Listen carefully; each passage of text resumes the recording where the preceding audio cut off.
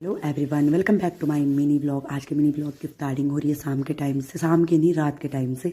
और अभी रात के बज रहे हैं 10। तो रात को मेरी भतीजी और उनके जवाई यहाँ पे रहने आ रहे हैं।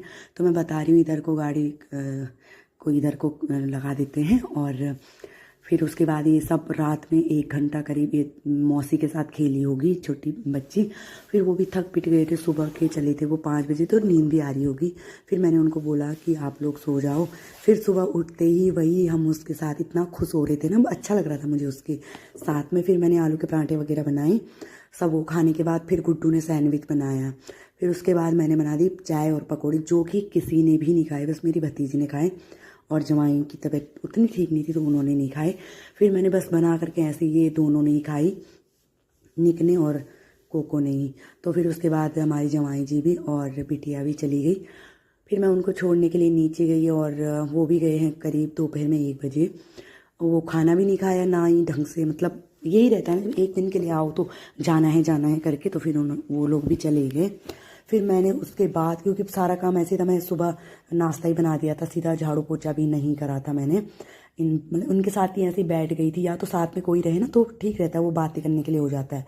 फिर मैं ही थी घर पे, आज चाचा भी नहीं थे उसके।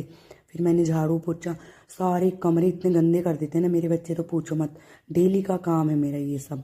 और क्या ही बताऊँ, मैं एक दिन नहीं छोड़ती, लेकिन फिर भी बहुत गंदा कर देते हैं और मार खाने वाले काम करते हैं। इसने रिमोट दूर से फेंका और सारा उड़ गया, रिमोट के चिथड़े उड़ गए। इसमें मैं मारूँ ना इसको प्यार करूँ, मुझे समझ नहीं आता। तो फिर उसके बाद जोड़ भी दिया था, बट फिर भी जो भी है बेटा, बहुत देर तक तो रहा ना फिर उस पर ही।